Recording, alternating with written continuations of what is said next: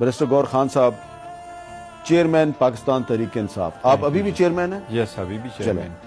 ये बताएं कि लतीफ़ खोसा साहब ने आज सुप्रीम कोर्ट में ये कहा जी कि हम अपनी लेवल प्लेइंग फील्ड की जो पिटीशन थी वो हम वापस लेते हैं, क्योंकि आपका जो कल का फैसला है उससे तो हमारी पार्टी को बहुत नुकसान हुआ है। तो मेरा अब आपसे सवाल ये है कि आपने जो कहा था कि आप बल्ले का निशान वापस लेने का जो फैसला है सुप्रीम कोर्ट का, उस पर आप रिव्यू पिटीशन फाइल करेंगे, तो क्या आप अभी भी रिव्यू पिटीशन फाइल करेंगे?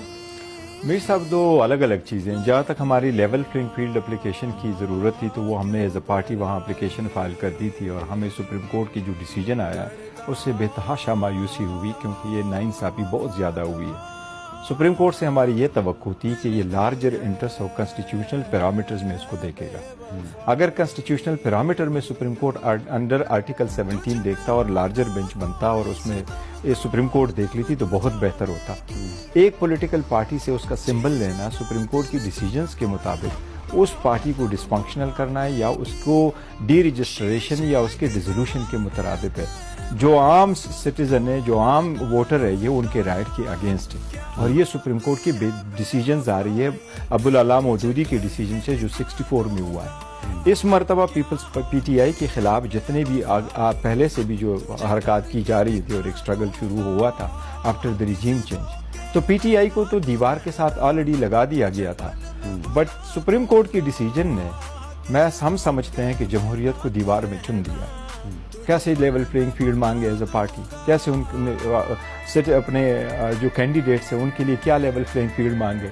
वो सिटीजन जिनको आप कह रहे हैं कि अगर आप इन कंस्टिट्यूएंसी पे इलेक्शन लड़ते हैं तो आप 1-1 करोड़ रुपए खर्च भी करो, आप पार्टी से भी आ जाओ, लेकिन उन कैंडिडेट को पहले ये इजाजत नहीं है कि वो नॉमिनेशन पेपर फाइल करें, फिर वो उनके सपोर्टर प्रपोजर सेकेंडर को आप जाने ना दे, फिर स्क्रूटनी पे उनको रोक ले। कई सारे हमारे ऐसे कैंडिडेट हैं, मीर साहब, उनके साथ यहाँ तक हुआ कि जब वो गए हमें निशान अलाट करो तो उनको कहा कि आप तो कल एप्लीकेशन विड्रॉ कर चुके हो, ऐसा भी हुआ। अच्छा, कल आप विड्रॉ कर चुके हो। गौर साहब, चीफ जस्टिस साहब आपको बार बार ये कह रहे थे कि आपको इलेक्शन कमीशन ने कहा कि आप पार्टी में इलेक्शन करवाएं, तो आप जब हुकूमत आपकी खत्म हो गई उसके बाद भी आपने इलेक्शन नहीं करवाया, इसका क्या कोई जवाब? अब इसको मैं आपको बड़ा मुख्तसर कर, हमारे पहले इलेक्शन 2 मिनट में कर देता हूं। पहले इलेक्शन हुए 2017 में, आईन हमारा आ गया 2019 में, उसके मुताबिक 1 नवंबर 2020 में इलेक्शन करना था। कोविड की वजह से किसी पार्टी ने नहीं कराया था, तो इलेक्शन कमीशन ने सबको कहा कि 13 जून 2022 को आप इलेक्शन कराएं। हमने 8 जून 2022 को इलेक्शन कराए, आईन और कानून के मुताबिक कहे। इलेक्शन कमीशन ने जो डिसीजन दिया, इलेक्शन कमीशन को मैं मुखातिब करके कहता हूं, 13 सितंबर 2023 को इलेक्शन कमीशन ने हमारे हक में फैसला ओरली कोर्ट में अनाउंस किया था। बाद में हमने दरखास्त दी 18 अक्टूबर को, बाद में दरखास्त दी 31 अक्टूबर। ये वाली बातें आपने काजी फाइजा के सामने क्यों बयान नहीं? अब मैं बता रहा हूं, 18 अक्टूबर को हमने दरखास्त दी, 31 अक्टूबर को दरखास्त दी, 2 नवंबर को हमारी मीटिंग हुई। हर तारीख पे कमीशन ने कहा कि यस, और हम हाई कोर्ट गए। पैरा नंबर 20 में हमने लिखा कि इलेक्शन कमीशन ने ओरली हमारे हक में एक ऑर्डर अनाउंस किया, और जब ऑर्डर आया तो वो हमारे अगेंस्ट था। वी वर सरप्राइज्ड और हम सुपर हाई कोर्ट आ गए। इसका जवाब इलेक्शन कमीशन ने क्या दिया? अच्छा, इलेक्शन कमीशन ने दिया, ये मैटर ऑफ रिकॉर्ड है।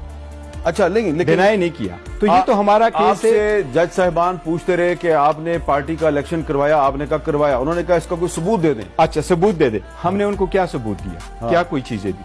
पहले हमने सबूत दिया कि ये न्यूज ब्रेक हो रही है कि नया इलेक्शन होने जा रहा है। ये हमने अनाउंस किया 29 तारीख को कि 2 तारीख को हमारे इलेक्शन होंगे।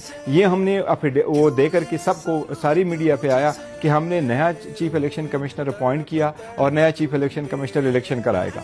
जिस दिन हम कहते हैं कि नॉमिनेशन पेपर फाइल कर रहे हैं, सर ये सबूत है, पूरे मीडिया पे चल रहा है, लोग अवेलेबल है, टिकर चल रहा है। अच्छा, मैं आपको